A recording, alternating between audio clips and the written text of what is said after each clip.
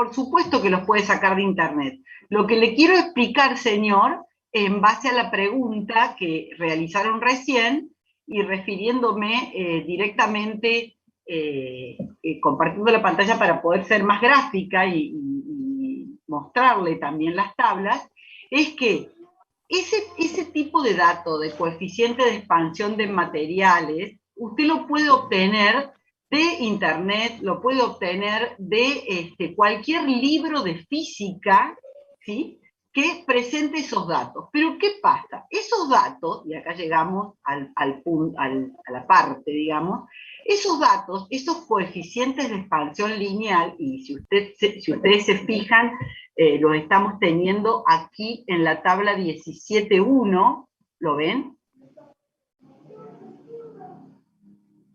Sí, sí. Perfecto.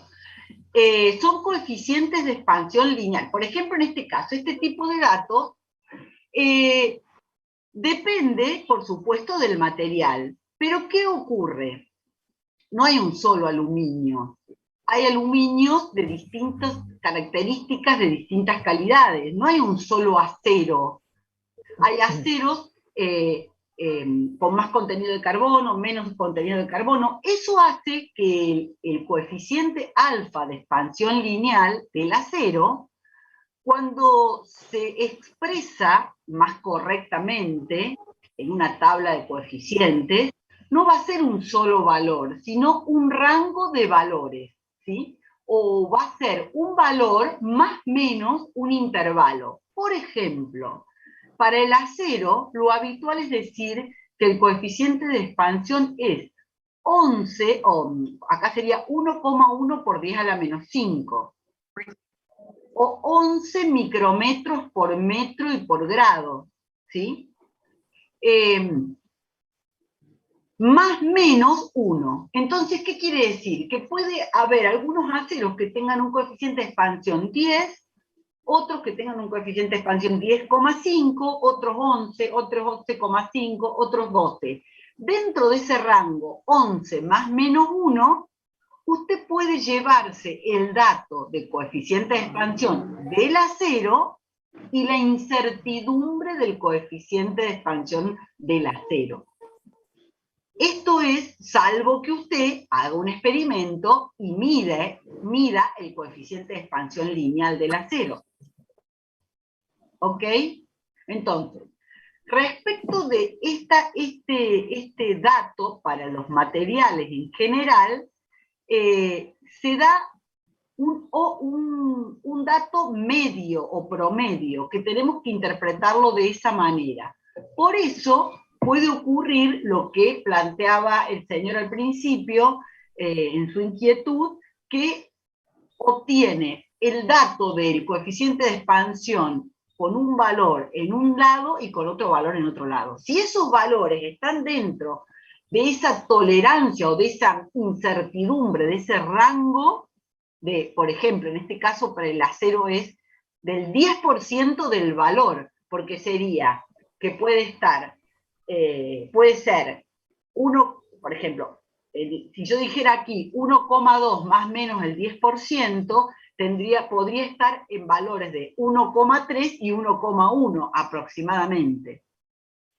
Esta es una forma de expresar el coeficiente de expansión en donde se elimina la unidad dimensional y queda solo directamente expresado en 1 sobre Kelvin o 1 sobre grado, que en este caso es lo mismo, porque el coeficiente de expansión, si nos vamos aquí, está hablando del beta, pero si nos vamos aquí para darlo más claramente, es esta, señores, esta que voy a señalar aquí, la fórmula, si puedo señalar aquí, lo voy a agarrar un poquito más, es esta la fórmula de coeficiente de expansión. ¿Sí? Ahí lo agrando un poquito más para que lo vean mejor.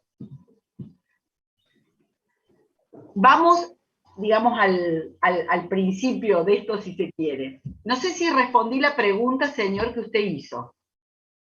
Sí, profe, se comprende. Lo que más inquietud me daba era cuando rehacía los ejercicios que resolvían en los videos. Yo comparaba con el que nos daban en la guía y supongamos me daba un valor del coeficiente de supongamos 1 por 10 a la menos 5 y en el video hacían 1 por 10 a la menos 6, o sea, eso es bueno, no, ahí puede haber algún error, porque ese orden de diferencia no es lógica, ¿sí? El orden de diferencia lógica es, como le digo, más o menos el 10% del valor del coeficiente de expansión. Me gustaría ver, y quizás usted si está puede llegar a compartir, si no lo pongo como coanfitrión, donde, si lo tiene a mano, a ese dato lo podríamos ver. No es lógico eso. No es lo mismo 1 que 10. Sí, 10 más menos 1, ¿ok? Sí, perfecto, lo puedo buscar y le puedo Si lo avisar. busca con tranquilidad mientras, o lo vemos enseguida, mientras yo les voy, digamos, aprovechando a hablar de esta propiedad termométrica que hicimos referencia en la primera clase, que es el hecho de que casi todos los materiales aumentan su longitud, su área, su volumen, estamos hablando de un sólido, con el aumento de temperatura. Eso es una propiedad termométrica, o sea, esa expansión térmica, hablamos de una expansión dimensional en función de la variación de temperatura. Sin duda que ese es lo que hace que un líquido se expanda y es el principio de funcionamiento de un termómetro de líquido en vidrio. También de otros tipos de termómetros como las barras bimetálicas, etcétera, etcétera. Cuando hablamos de expansión lineal, estamos hablando de esto que aparece acá, chicos, que es que la longitud de un cuerpo, empezamos con la longitud, después podemos ir al volumen y el razonamiento, por ejemplo, de un cubo, no es el mismo a una temperatura que a otra.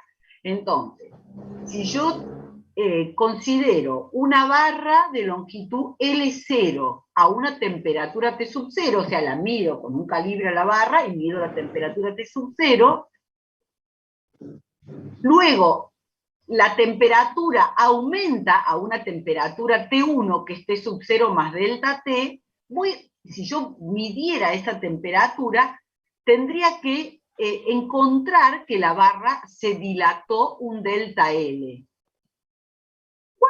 ¿De qué manera podemos expresar matemáticamente, si no tenemos instrumentos para medir, no tenemos un calibre, una regla para medir eso, y me interesa hacer un cálculo, que va a ser, por cierto, mucho más exacto que una medición experimental, de cuánto se dilató o qué expansión térmica lineal tuvo la barra? Bueno, para hacer eso, yo tengo que ir a la ley de expansión de los materiales, en donde me permite, a través de un modelo matemático, una ecuación, calcular ese delta L, esa expansión. Y matemáticamente puedo expresar que esa dilatación, que también podría ser una contracción si la temperatura fuera negativa, sería un delta L negativo, o sea, si la temperatura disminuyera, esa expansión delta L, o esa dilatación, va a ser igual a el alfa, que es el coeficiente de expansión del material, a la longitud inicial, y también a delta T. O sea, aquí yo veo que podría pensar matemáticamente que esta expresión, esta fórmula que estoy viendo aquí, delta L, L por alfa, por L0, por alfa, por delta T, me dice que la variación de longitud que va a tener la barra va a ser proporcional al material, porque el alfa es del material dentro de un rango, a la longitud inicial de la barra, o sea, aumenta proporcionalmente esa longitud, y a la variación de temperatura. Entonces, yo podría decir, y al delta L, entonces yo podría decir, podría preguntarle, ¿no se van a dilatar lo mismo cuerpos de distinto material? ¿Ok?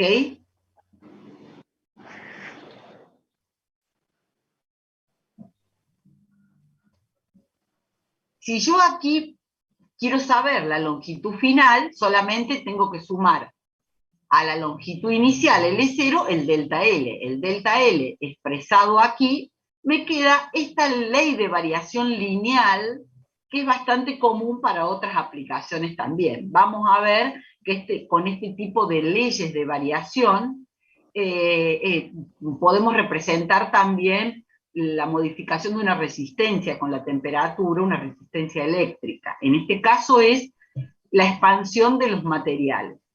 Entonces, gente, le hago la siguiente pregunta. Ahora me voy de nuevo, habiendo visto esto, ¿está claro? Esta es una propiedad termométrica, expansión térmica de los materiales. Si está claro, si no me dicen nada, asumo que está claro, pero por favor. Profe, una consulta. Sí. Eso es lo que recién decía el compañero, esto de que si los datos que vamos a sacar de diferentes bibliografías y páginas que busquemos serán aproximados, digamos, o sea, no serán datos que tengan mucha diferencia, y en base a eso resolvemos los ejercicios. Si vemos que un dato tiene diferencia muy grande con otros libros, por ejemplo, lo podemos descartar. Ese dato no vendría de una fuente adecuada o vendría de una fuente que tiene un error, ¿sí? Por ejemplo, vuelvo a esto, sí, lo tendría que descartar. Es muy importante también saber qué tipo de información es información basura o que tenemos que descartar, por así decirlo. Basura digo por el hecho de que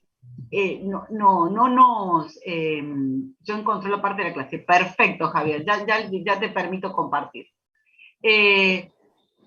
Entonces, conocer de un tema hace que uno pueda distinguir información correcta de información incorrecta, correcta de incorrecta. Hasta en los libros que ya salieron con versiones N veces repetidas, usted puede encontrar que por ahí hay un error que se filtra, y por ahí el error es que no pusieron un 0. Entonces, uno tiene que poder discriminar con sentido común eso. En este caso, por ejemplo, saber que, volviendo a la tabla de coeficiente de expansión, el acero siempre va a tener estos órdenes. Acá está puesto como 1,2 por 10 a la menos 5, lo habitual, por lo menos en el área metalmecánica, es hablar de 10 partes por millón. En este caso sería 12 partes por millón, ¿sí?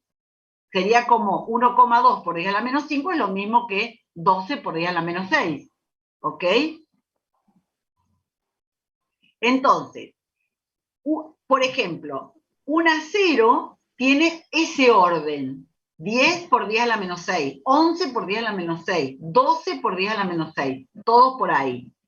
Pero un cuarzo o un vidrio tiene menos de 1 por 10 a la menos 5, o sea, 0,1 por 10 a la menos 6. ¿Me siguen, chicos? Sí, profe. Perdón. Sí, profe. Cualquiera acá puse la lectura en alta voz y no lo quiero hacer. Voy a dejar de compartir. Entonces, voy a buscar otra información que les sirva a ustedes. Por ejemplo, el vidrio, todos sabemos que no se dilata con la temperatura, la cerámica no se dilata con la temperatura, pero sí lo hace los metales, por ejemplo, hablábamos del aluminio, del acero. El aluminio está en un orden, el coeficiente de expansión del doble, o sea que si hablamos de un acero de 10 partes por millón, en un aluminio hablamos de 25, el coeficiente alfa del aluminio, 25 partes por millón, ¿ok? Mientras los vidrios, las cerámicas, tienen una dilatación despreciable. En algunos casos, el coeficiente de expansión de algunas cerámicas, por ejemplo, me estoy acordando de una cerámica que tenemos en las escalas de una máquina, en donde es importante que no impacte la temperatura sobre la medición de longitud, el coeficiente alfa es 0,0. Perdón chicos, estoy haciendo cualquier cosa.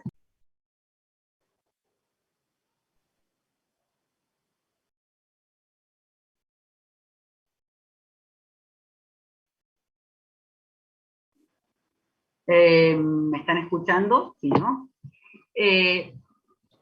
La ley de expansión de los materiales con aislante térmico no se relaciona directamente. Lo que estoy hablando es, ahora, es la propiedad termométrica de dilatación de los materiales. El aislante térmico es otra cosa, tiene que ver con otro coeficiente, que es el coeficiente de conductividad de los materiales, ¿sí? Conductividad térmica de los materiales. ¿Están ahí, gente? Profe, eso le iba a preguntar. La unidad que sigue, porque estuve viendo el libro, ¿puede ser que sean las formas de transferencia de calor también? ¿Entra en Sí, la claro. unidad que sigue? Sí, claro. Sí, sí.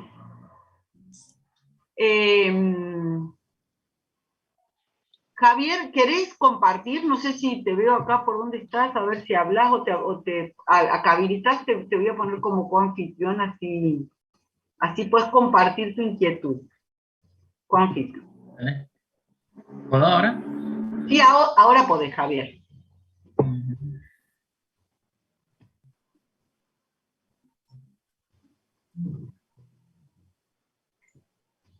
Bien, ahí estamos. Bien, no sé, acá bueno, este es el ejercicio 9 que plantea y acá nos dan los datos de los coeficientes de expansión térmica, digamos. Y en este caso, bueno, para calcular la variación de volumen, acá dice que tenemos que multiplicar por 3 Claro. para obtener el volumétrico. Claro, pues nosotros vimos la longitudinal, pero si lo queremos hacer por área va a ser por 2, y si lo queremos hacer en un volumen va a ser por 3, la dilatación del área o del volumen. Claro, y en este caso, si yo, por en el caso del etanol, yo para obtener el volumétrico, a mí me da 7,5 por 10 a la menos 4. Y no sé si, y para que comparta el PowerPoint. O sea, Y en acá, ese caso el del acero estaba bien, bien. Claro, por 10 a la menos 5, digamos. No sé si para ahí No, me claro. o a lo mejor. Claro, pero señor, ahí dice, ¿cuál es el valor? 75 por 10 a la menos 5. Bien. ¿Está bien? ¿Eso es lo que yo estoy Y a mí leyendo? Claro. Y acá el de abajo me da 3,3, claro. En este caso, el de abajo, bueno, este estaría bien, digamos, porque se le da un decimal más. Y Es en una este caso, cuestión de notación, ¿verdad? Eso. claro. O sea. Y en este, en el tanque, me da 3,3 por 10 a la menos 6. No. Sí, así dice, pero eso es algo que sacó de los ejercicios resueltos. No, pero entonces yo tengo que revisar bien los ejercicios y tengo que ver. Perdón, A lo este mejor ejercicio resuelto, señor, es un ejercicio que presentaron los profes del práctico. Sí. Bien. Déjeme ver ahí. A lo mejor la calculadora, por ahí yo cuando lo planteé, me dio... No.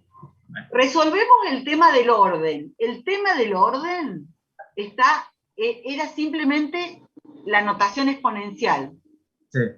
¿Está bien? Es decir, en un caso decía 7,5 por 10 a la menos 4 y en otro dice 75 por 10 a la menos 5. Es lo mismo. Sí. Bien.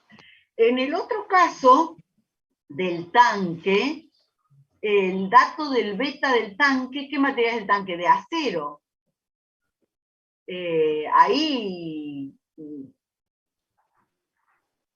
me parece que no estaría correcto, porque si el beta pero es 3... puede que yo también me haya equivocado en el cálculo. Bien. Está la posibilidad de que yo creo que me pasó eso. Bien.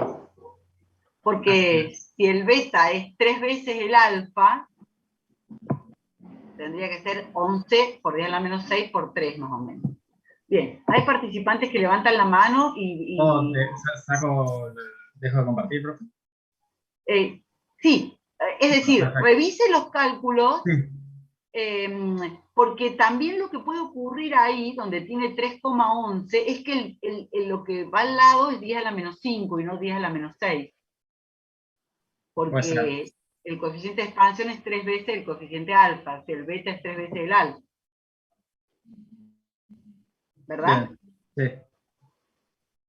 Sí. Bien. Sí. Gracias por sus aportes. No, por favor. ¿Alguna otra duda o comentario?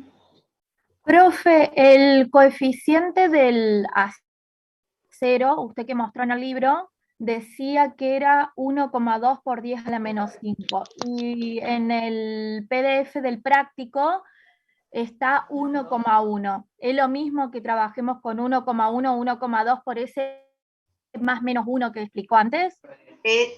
Exacto. En realidad, para ser más preciso, porque estamos hablando del 1,2 o del 11 o del 10, y tiene al lado un exponencial, ¿no es cierto? Entonces un 10 a la menos 5, un 10 a la menos 6. Para ser más exactos, chicos, la consideración que ustedes tienen que hacer es un coeficiente de expansión de materiales en general se presenta con un valor más o menos el 10% de ese valor. Entonces, si yo estoy hablando de un coeficiente de 11 para el acero, 11 por 10 a la menos 6 para el acero, diría 11 más menos, perdón, para hacerlo redondo, chicos, 10, diría 10 más menos el 10% de 10, es decir, 10 más menos 1, ¿sí? Es decir, el alfa, por ejemplo, del acero, se lo voy a escribir en el chat para hacerlo más sencillo. A partir de las 9, pero bueno, 10 más menos 1, ¿sí? Ese dato está dado en micrometros por metro y por grado, sobre metro y sobre grados, Celsius o Kelvin. Ahí lo puse en el chat. El alfa del acero se puede tomar aceptable 10 más menos 1. Micrometros, ahí dice micrómetros, pero es micrometros por metro y por grados. Entonces, si yo decido reemplazar para eliminar, esto también es importante, chicos, si yo decido reemplazar para eliminar las unidades dimensionales, reemplazo un micrometro por ¿cuántos metros? El micrómetro es un submúltiplo del metro. Entonces, les pregunto, si yo tengo que hacer un cambio de unidades, ¿micrómetro por cuántos metros lo reemplazo? 1000, no sé. Digo, un micrómetro es la milésima parte de un metro. No, de un milímetro. O sea, un micrómetro es la millonésima parte de un milímetro. Entonces es 10 a la menos 6. Entonces aquí tendríamos una expresión como la que les voy a poner ahora. Digamos, todo esto por 10 elevado a la menos 6. Estoy tratando de escribir. Y acá la unidad ya sería 1 sobre Celsius o Kelvin, que en este caso es lo mismo, y la pregunta ahora sería también por qué es lo mismo. Miren, el alfa del acero, que se lo acabo de escribir ahí, sería 10 más menos, y todo esto, ahí tendría que haber puesto un paréntesis, 10 más menos 1 por 10 a la menos 6. Entonces ahí ya elimino la unidad. Voy a ponerlo correctamente, ahora lo estoy copiando. No sé si se entiende, chicos, tendría que buscar un pizarrón para poder escribirlo un poco mejor. Pero en este caso, fíjense, yo en el primer caso puse micrometros sobre metros, pero como un micrometro es 10 a la menos 6 metros, es 1 sobre 1.000.000, 10 a la menos 6, puedo simplificar metro con metro y me queda directamente 10 más menos 1 por 10 a la menos 6, 10 a la menos 1 por 10 a la menos 6, 1 sobre Kelvin, directamente en unidad de temperatura, en unidades de temperatura. ¿Está claro? ¿Dudas? ¿Preguntas?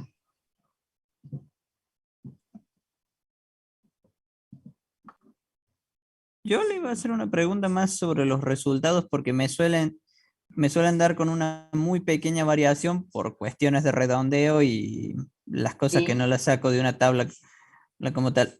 ¿Cuánto es más o menos el margen de error que toleran en esos resultados como tal? Eso, digamos, eso es algo, en principio, si a usted le dan el dato, señor, o sea, si usted tiene el dato,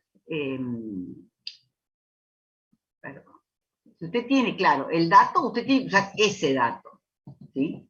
Normalmente, si usted al dato no lo tiene, lo tiene que buscar, se supone que van a permitir un margen de error mayor. Estoy buscando otros datos relacionados a eso para mostrarle más información.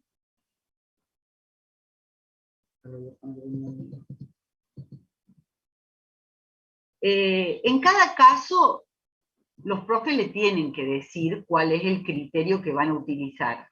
Pero, en principio, si usted tiene el dato, tiene que usarlo el dato tal cual está. Si usted tiene que buscar el dato, por lo menos en los coeficientes de expansión que estamos viendo ahora, es aceptable un más menos 10%. Que en realidad, ese más menos 10%, usted le tiene que dar un tratamiento desde la estimación de la incertidumbre del resultado final, que es algo que van a tener que hacer cuando trabajen con calorímetros. Es decir, usted va a tener que considerar todas las fuentes de duda, todos los más menos de las variables de entrada, sea porque las obtuvo experimentalmente, por ejemplo, cuando usted tiene que medir una temperatura a lo largo de un experimento, puede ser que la temperatura varíe. Entonces usted va a tomar un promedio y va a sacar la desviación estándar para llevarse la variabilidad de la temperatura durante ese experimento. Ese más menos de la temperatura que midió durante la realización del experimento es también una componente de incertidumbre. Entonces, hay dos cuestiones. Cuando usted resuelve el ejercicio de la guía, normalmente se le va, o en un examen final, normalmente se le va a dar el dato, y usted va a trabajar con ese dato. El error que se tolera suele ser el error de redondeo en el que se le pidió el resultado final. Pero cuando usted hace un experimento o trabaja sobre un experimento, como en el caso de la experiencia del calorímetro, y usted tiene que hacer estimaciones, va a tener que estimar la incertidumbre. No sé si fui clara, señor. Me quedó perfectamente claro, era porque cuando lo tenía que buscar me quedaba como pensando en que me dejaba siempre unas centésimas que nunca encuadraban y no sabía si era normal o no, digamos, si era por el margen de error y eso. Así es. Es que ningún resultado va a ser exacto. Hay muchas fuentes que generan variabilidad sobre un resultado. El redondeo es una de ellas. El redondeo durante la ejecución del cálculo es una de ellas. Entonces, habitualmente se pide que el resultado tenga una determinada cantidad de cifras significativas. Y ahí es donde usted va a tener que considerar, o donde se considera el error de redondeo. Normalmente se deja un rango de valores posibles porque se presupone que eso va a ocurrir.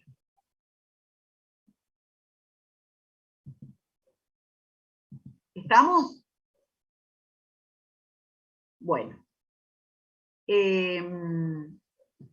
Deme un momentito más, ya que estábamos con esto, para volver al libro y mostrarle algunas cositas más. Este tema de la expansión térmica,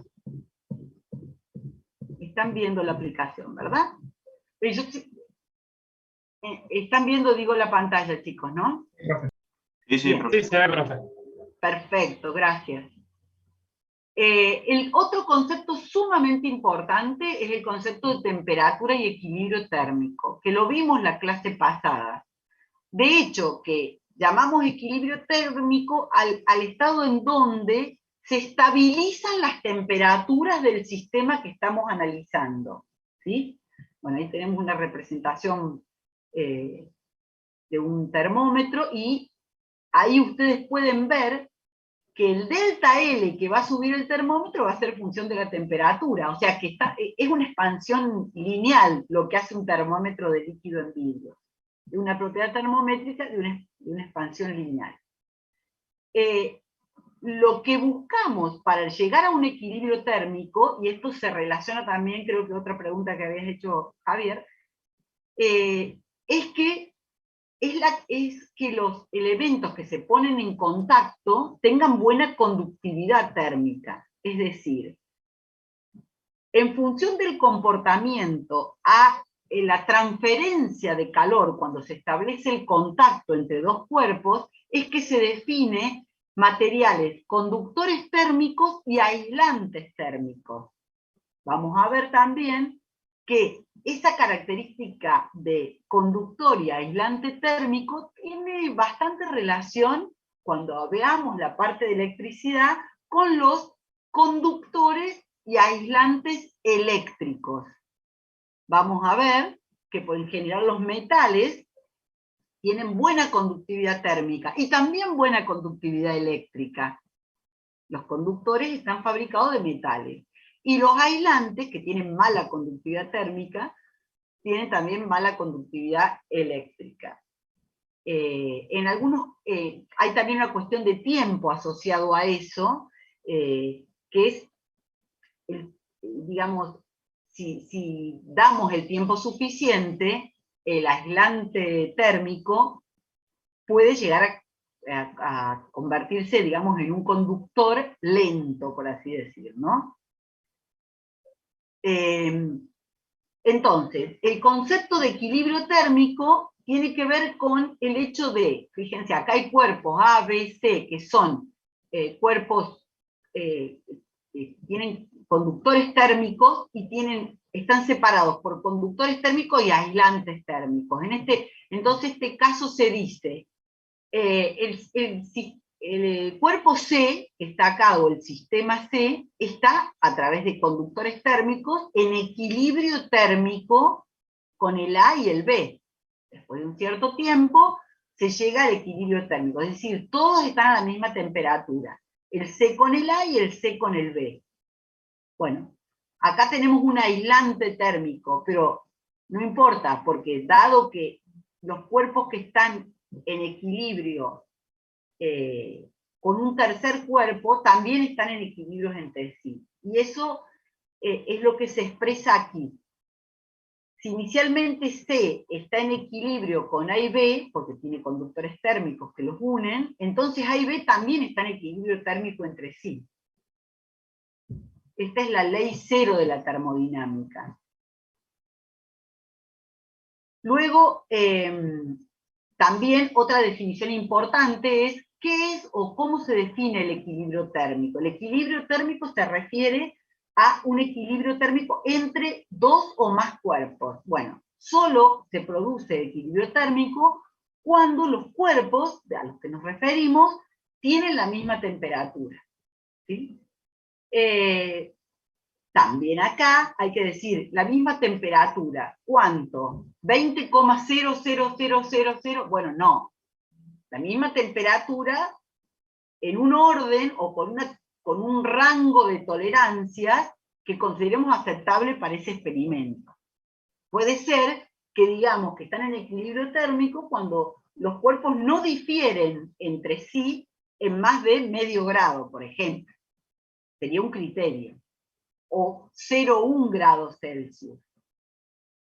O incluso podríamos decir que hay un equilibrio térmico cuando los cuerpos, si son muy grandes o muy masivos, están a una diferencia de 1 grado entre ellos. Bien.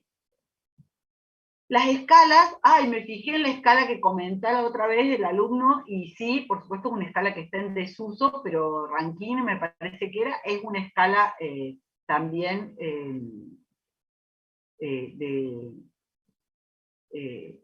mismo origen que el Fahrenheit, ¿sí? Simplemente para aclararle que bueno, eso está.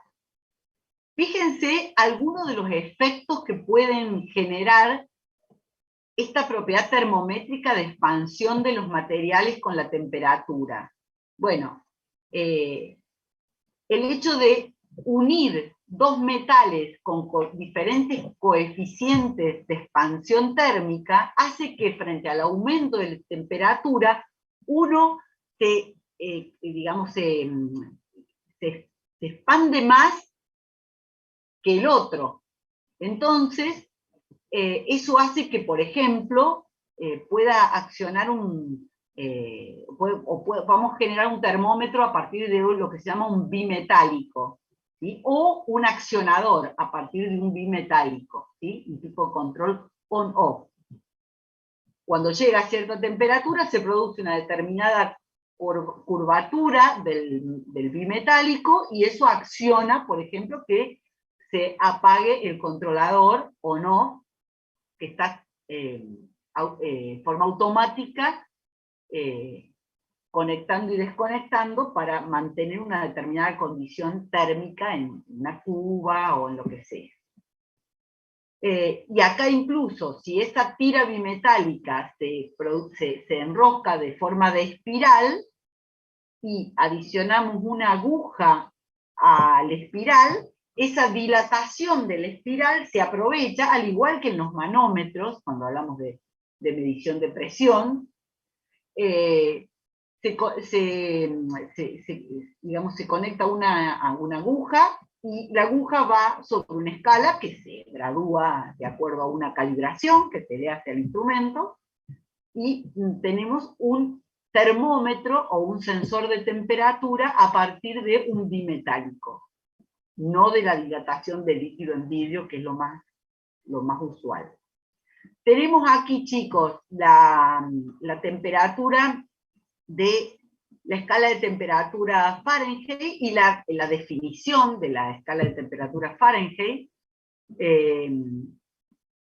Bueno, ahí está explicado cuál es el origen de la definición, pero lo que nos importa más a nosotros, lo que interesa a nosotros, por supuesto, si queremos conocer un poquitito los episodios y las situaciones que llevaron a estas definiciones, pero lo que nos interesa más que nada es encontrar esa expresión, ecuación, que relaciona la indicación de una misma temperatura en escala Fahrenheit o en escala Celsius.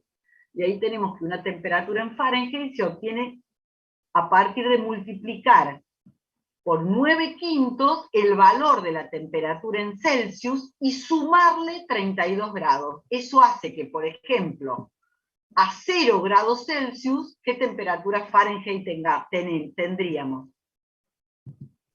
32. Claro, ahí se ve directo, ¿sí? Bueno, y ahí también dice más arriba que el punto de ebullición, que serían 100 Celsius, 100 grados Celsius, correspondería al punto de ebullición del agua, ¿no? Este valor sería 212 grados Fahrenheit. Si queremos despejar o calcular la temperatura en Celsius, habiendo medido la temperatura en Fahrenheit, simplemente despejamos una variable en función de la otra. Bien. ¿Vamos bien? Sí, profe. Sí, tiene que decir a coro. Sí, profe, vamos bien. Eso sonó como, sí, profe, vamos bien. Bueno, pero no importa, ya le voy a ver la cara. Sí, una broma. Otra cosa interesante que mencionaba también en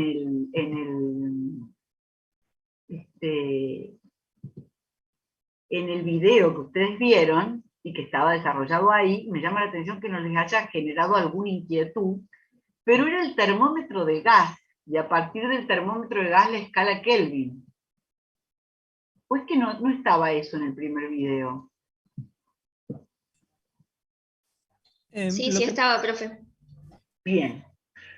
Profe, lo que pasa es que, por ejemplo, personas como yo, y no sé si otros, lo vimos en química porque cuando vimos constante de los gases y expansión y contracción de gases a volumen constante, nos explicaron que una escala de temperatura estaba basada en justamente la expansión de un gas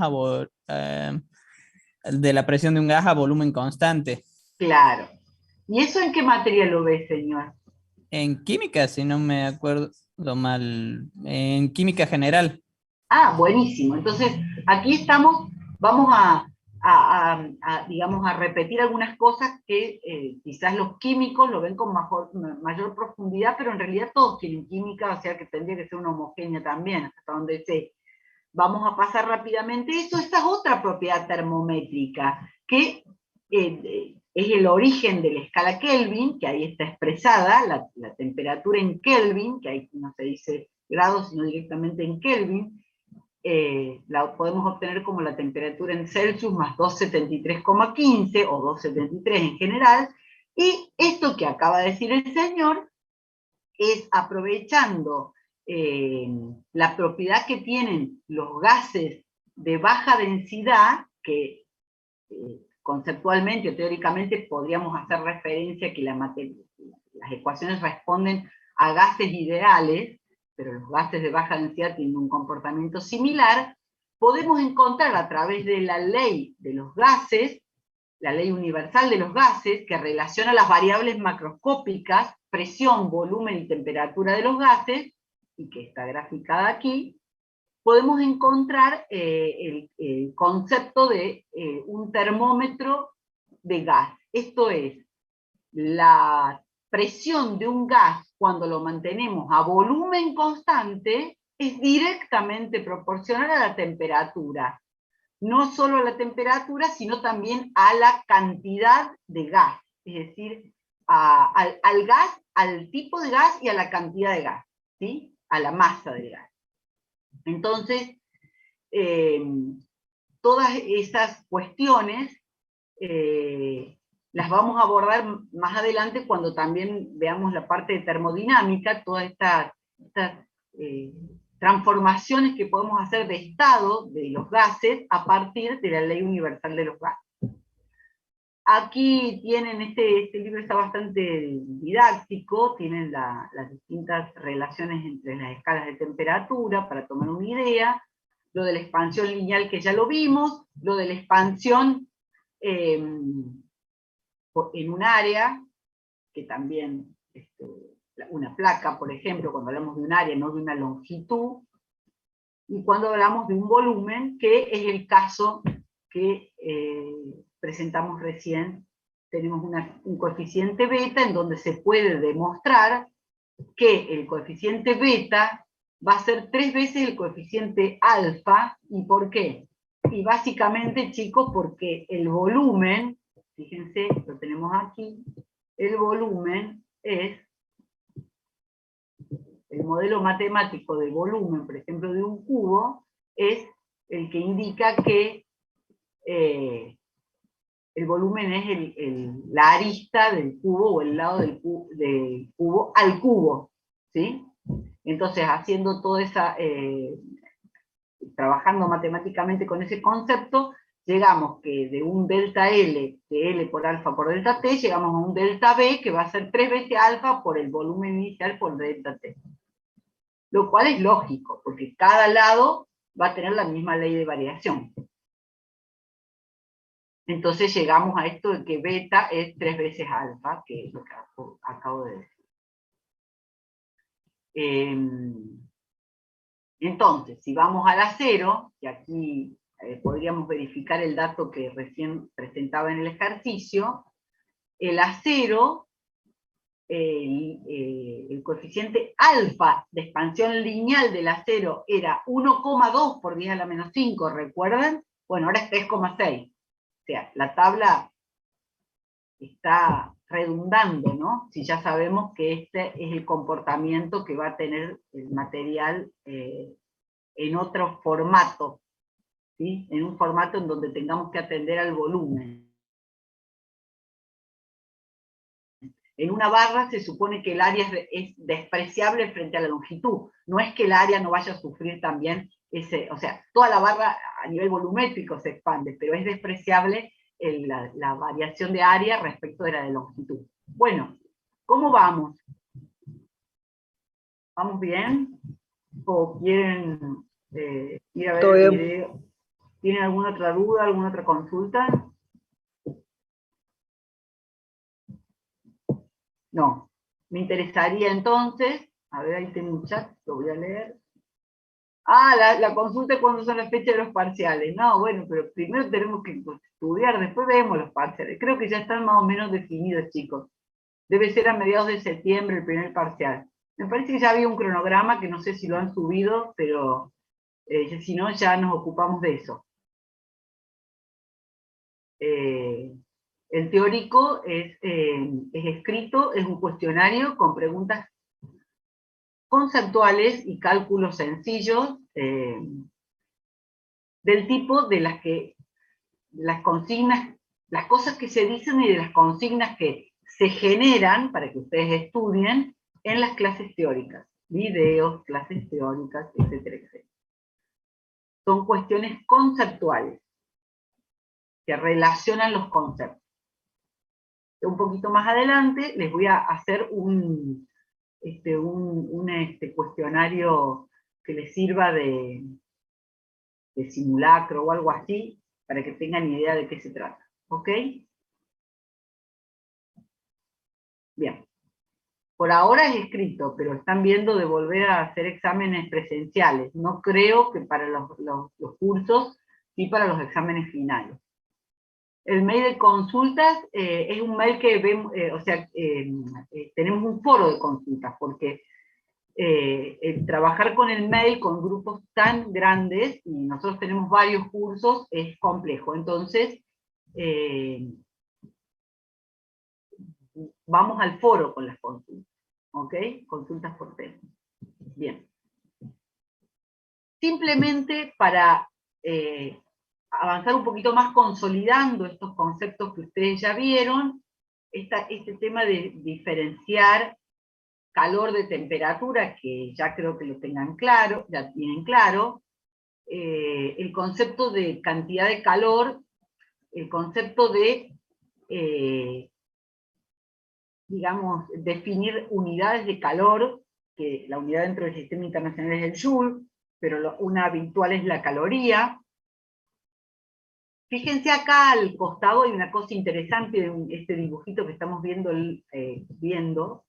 al costado, y hace referencia a que el mismo cambio de temperatura de un sistema puede lograrse realizando trabajo sobre el sistema o agregando calor al sistema. Ya sabemos que agregando calor aumenta la temperatura a través de la expresión de la capacidad, el calor específico por la masa, ¿sí? Pero resulta que, como calor es energía, la energía, para aumentar la temperatura, también se puede obtener a partir de energía mecánica. Y entonces se habla de un equivalente mecánico del calor, cuya vinculación sale entre la caloría y el joule a través de un experimento que hizo justamente Joule, en donde se logra elevar la temperatura del agua a través de una pesa que se deja caer, energía potencial, que se convierte en energía cinética moviendo las aspas, y se detectó en el experimento una variación de temperatura, y de ahí se obtiene el equivalente mecánico del calor, como se llama, ¿sí? Una caloría, acá está, una caloría, esta es una unidad que, una equivalencia entre unidades, que se obtiene de modo experimental, es equivalente a 4, nosotros usamos la coma, generalmente no el punto, pero hay que interpretar que aquí el punto no está como décimo, o sea, para la unidad decimal, 4,100, perdón, me confundí yo. El punto está como unidad de la unidad de 1000, o sea, es 4186 joules. ¿Está bien? No, el punto. ¿Cómo era esto, chicos? ¿Cuál es la equivalencia? Acá está. Perdón, es 4,186 joules. Es decir, una kilocaloría, que son 1000 calorías, es 4186 joules. Entonces, en este libro, el punto se usa para indicar lo que habitualmente en nuestro uso habitual en la expresión se usa la coma. En eso también tenemos que tener cuidado de referirlo correctamente. Profe, Sí. esa variación de temperatura que provocaría el trabajo, digamos, es pequeña, digamos, por ahí uno, para imaginárselo, yo por ahí me lo imagino y digo, es como, es apreciable, es grande, es chica. Creo que la pregunta, a ver si está aquí, la pregunta de usted va a si rinde con trabajo mecánico aumentar la temperatura. Creo que por ahí puede ir su pregunta. Si este experimento es bastante... voy a dejar de compartir esto para pasar a compartir otro material que tengo aquí, para ir sobre justamente esa pregunta que hace el señor, numéricamente hablando. ¿Sí? Un segundo, por favor. Ahí está.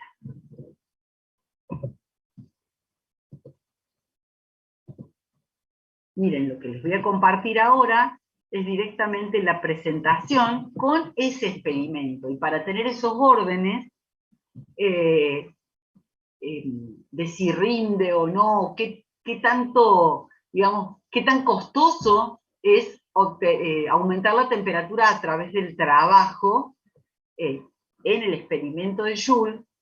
Joule lo que realizó, digamos, mejor dicho, ustedes tienen un ejercicio acá en donde ustedes pueden ver que para aumentar 1 grado la temperatura, en este caso es de 20 a 21,2, tuvo que utilizar una masa de 50 kilos, ¿sí? Y hacer que esa masa de 50 kilos caiga 1 metro, esa energía potencial, para aumentar 100 gramos, en 100 gramos de agua, 1 grado solamente la temperatura. Es decir, la respuesta a la pregunta del señor sería como que es bastante aparatoso, ¿no? Poner una masa, suponiendo que no hay pérdida de ningún tipo, que esto está bastante idealizado el comportamiento. Entonces, solo para 100 gramos de agua, una pesa de 50 kilos, 50 kilos masa, es decir que a eso lo tenemos que multiplicar por la aceleración de la gravedad, y tendríamos 50 por 10, casi 500 newton. Esa sería la fuerza de 500 newton, haciendo un trabajo o energía potencial, arrastrando esa fuerza 1 metro, que ahí bueno, trae la aceleración de la gravedad, logra aumentar solamente 1 grado, o 1,2 grados, a nada más que 100 gramos de agua. ¿Sí? Quizás haya otros ejercicios que tengan,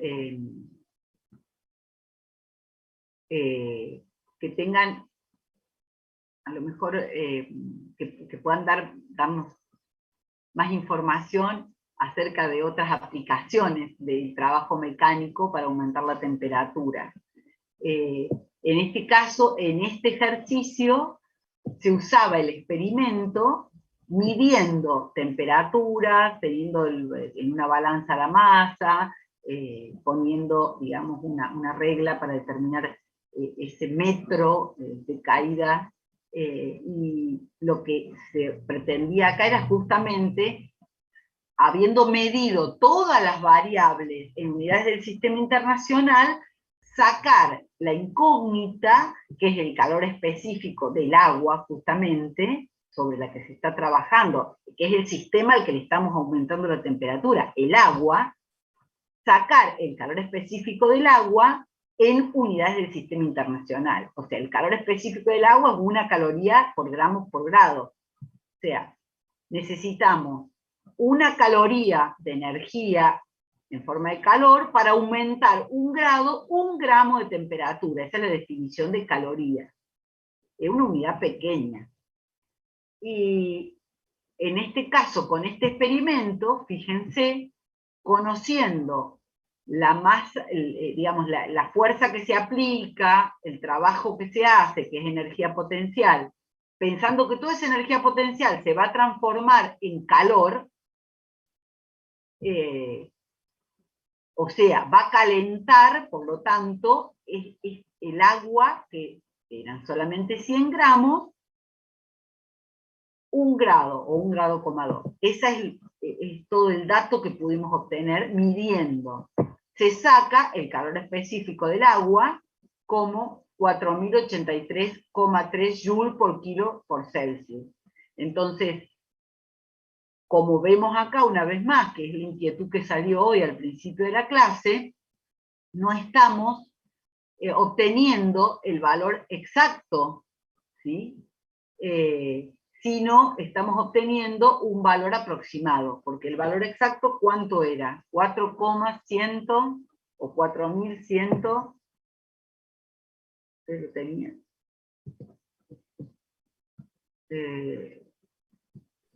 4186.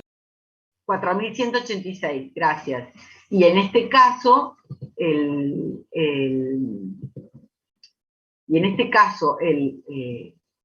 lo que se obtuvo es 4083,3.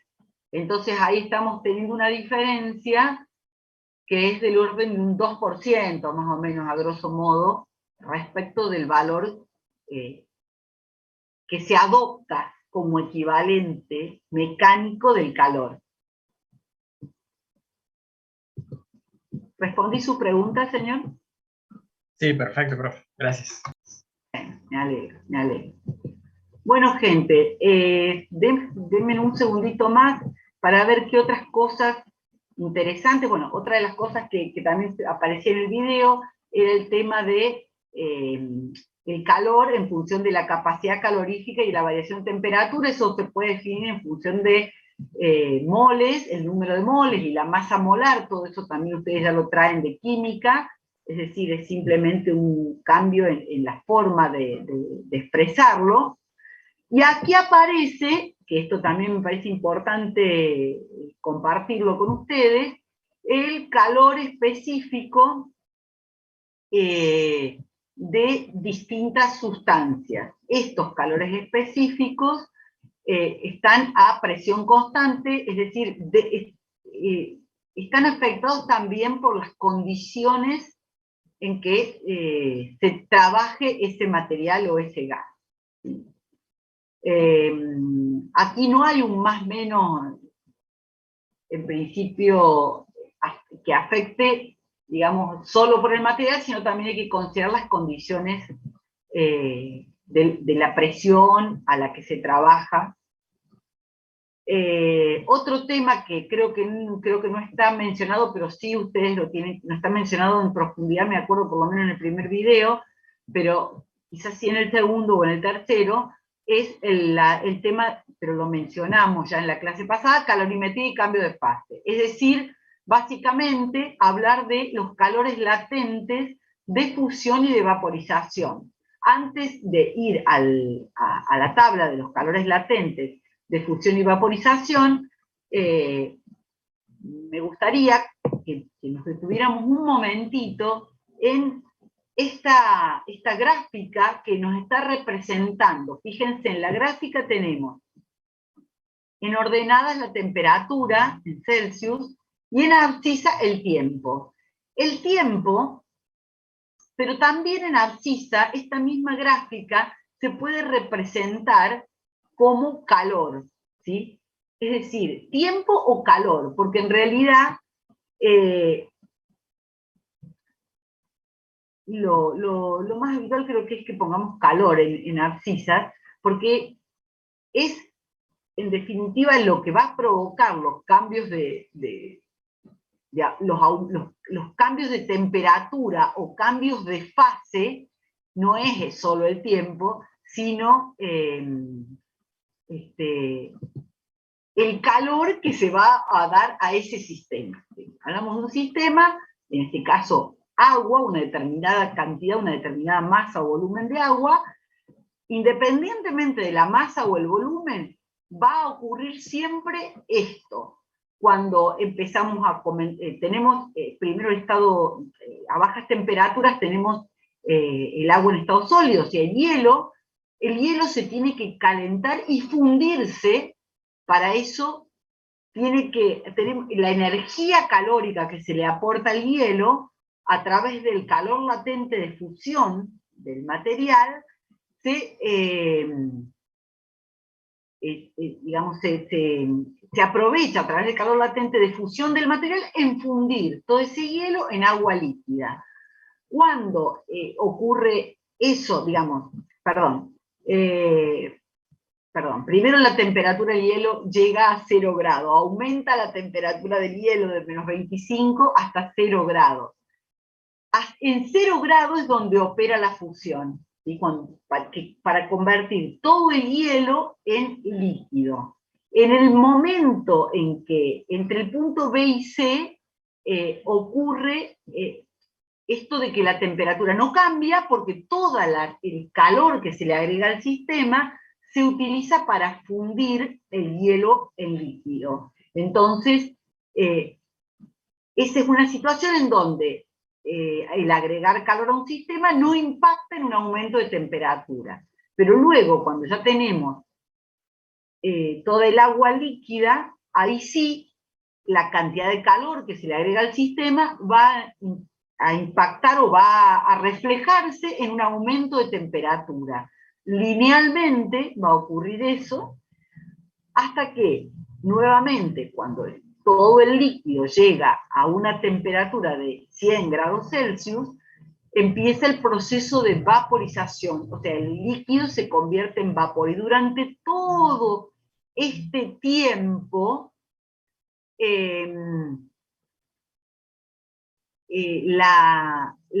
la energía calórica que se le agrega al sistema no va a aumentar la temperatura, sino que va a usarse para hacer esa conversión de líquido a vapor, de líquido a gas, y en el punto E ya tenemos todo el cambio de fase realizado. Nuevamente se va a utilizar la energía calórica para aumentar la temperatura del gas. Entonces, ¿qué tenemos que tomar en cuenta aquí? ¿Alguien ya levantó la mano? Ya le doy espacio para que intervenga. Tenemos que tomar en cuenta que los calores latentes de fusión y de vaporización de los distintos elementos son también una característica de cada elemento, y son, por ejemplo, aquí donde tenemos el agua, aquí tenemos el agua. Por ejemplo, vieron que teníamos como con una extensión mucho mayor el proceso de vaporización que el proceso de fusión en el caso del agua. Bueno, eso se debe a que el calor latente de vaporización es mucho mayor que el calor latente de fusión. Acá lo voy a señalar.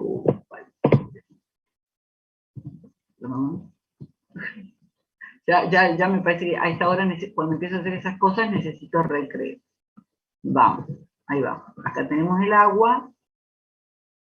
Y lo que quiero que vean es, no, se señalaron todos, no importa, que el agua tiene un calor latente de vaporización de 2.256 joules por kilos, por 10 a la 3, y 333 por 10 a la 3 joules por kilo es el calor latente de fusión. Hay una relación de 8 veces más energía necesito para vaporizar la misma cantidad de agua que antes fundí. ¿Ok? Ahí están pasando en el chat, no sé si...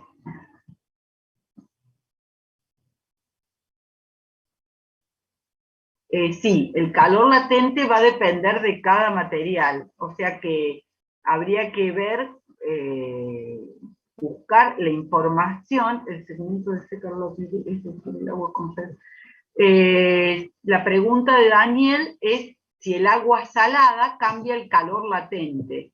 Entiendo que el agua que estamos haciendo referencia aquí es agua pura. Entonces, con el agua salada no tengo ese dato, pero podríamos ver de buscarlo. Lo podríamos buscar ya, googlearlo. Es muy probable que cambie.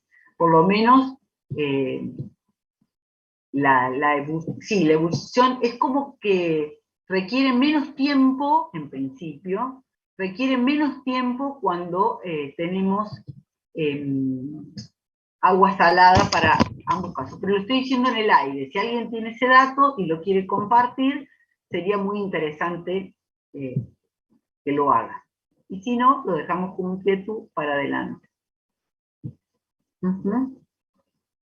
Claro. Es como poner anticongelante. Bien. Por supuesto, varía el punto de ebullición. Por eso, los datos que tenemos en tabla, y tenemos que serían constantes, o estos coeficientes o parámetros que estuvimos viendo varios hoy, el alfa, el calor específico, los calores latentes, son propios de cada material y podemos modificarlos si modificamos la característica de ese material. Muy interesante el aporte, señor. ¿Qué otra cosa podría ser interesante aparte de eso para seguir compartiendo con ustedes? Déjenme ver, lo miramos sobre los temas del libro. Recién. Entonces, en los ejercicios que ustedes tienen van a tener que trabajar sobre la energía que necesita, por ejemplo, para llevar una cierta masa de un cierto líquido, de un cierto, elemento material, desde una determinada temperatura inicial a una temperatura final, para lo cual van a tener que ir sumando ir empleando distintas leyes de variación en cada punto. Hay ejercicios bastante completos que han desarrollado los profes del práctico para eso. Y bueno, después esta parte casi que la vemos, conducción, convección, radiación, la vemos muy por encima, y lo que tiene interesante este libro es que al final, chicos, hay como una especie de resumen de los contenidos más importantes sobre cada tema. Sobre esas cuestiones conceptuales, respondiendo a la pregunta de la señorita, que no sé si sigue ahí,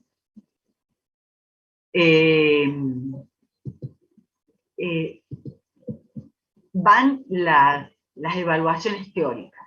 ¿Sí? Puede ser que acá se le pregunte cuánto se dilata, por ejemplo, se dilata 1 milímetro, 10 milímetros, 100 milímetros y cosas así. Hablamos de órdenes. Bueno, y con eso ya el capítulo 17, que es largo y tiene muchos ejercicios también, y temas que no tratamos en tanta profundidad, estaría, chicos. En el capítulo 18 hablo un poco de las propiedades térmicas de la materia y de esto que también hoy mencionamos, que es empezar a tomar la ecuación de estado. Es decir, la ecuación de estado, esta ecuación que ya vieron en química, donde lo que nos interesa ahora es empezar a estudiar los sistemas gaseosos desde el comportamiento de las variables macroscópicas, presión, volumen y temperatura. Entonces, a partir de ahí se nos despliega una cantidad de situaciones que le vamos a llamar transformaciones para ir de un estado a otro de un sistema. ¿Sí? Por ejemplo, si a partir de esa expresión graficamos la presión respecto del volumen y mantenemos constante la temperatura, vamos a tener este tipo de ley de variación hiperbólica. Si, por ejemplo, así, de este tipo, isotérmica, las gráficas presión-volumen, que seguramente también las vieron en química. ¿Qué nos va a interesar trabajar en en este caso, lo que nos va a interesar trabajar en este caso es no la teoría microscópica, como probablemente sí vieron en química, sino la teoría macroscópica, que es hasta donde estoy tratando de llegar. ¿Qué es eso? ¿Qué es la teoría macroscópica? Seguimos con la microscópica, este libro es no es muy profundo, pero habla de todo, es muy amplio en cuanto a la temática. Esa teoría macroscópica nos permite tener, bueno, este tipo de gráficas no las vamos a ver tridimensionales tampoco, sino que las vamos a ver ya pasaríamos casi al otro capítulo. También son lineamientos para que sepan por dónde ir a estudiar.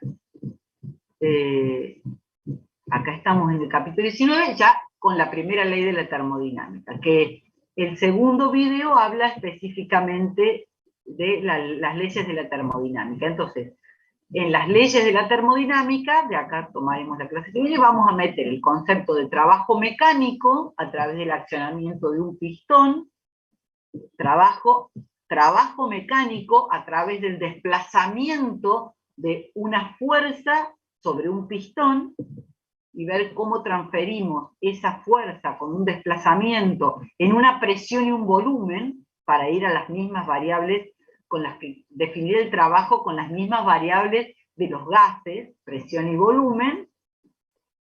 Y entonces vamos a ver el concepto también muy importante que ustedes tienen que empezar a visualizar, de el trabajo sobre un sistema a partir de la integral, a partir de esta definición de trabajo, que es la integral entre un volumen inicial y un volumen final, de la ley de variación de la presión por el volumen.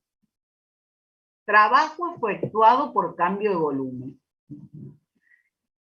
Esto es muy importante porque, fíjense, habrá una gráfica PV donde, por ejemplo, para ir de un estado 1 del sistema con una determinada presión 1 y volumen 1 a un estado 2 con una menor presión y un mayor volumen, esa transformación, que es la forma en que vamos desde un estado al otro, nos van a definir el trabajo que vamos a hacer sobre el sistema, o que el sistema va a hacer sobre el medio. En general, cuando hay una expansión, es el sistema el que está descomprimiéndose y generando, digamos, un trabajo sobre el medio, ¿sí?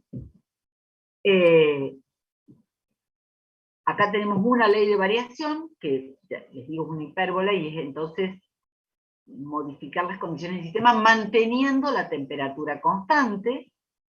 Y aquí tenemos otra ley de variación, en donde, en este caso, lo que se mantiene como constante para ir desde un volumen inicial 1 a un volumen inicial 2 de ese sistema, de ese gas, se va a hacer a presión constante. Si mantengo la presión constante y la ley, la expresión que me define o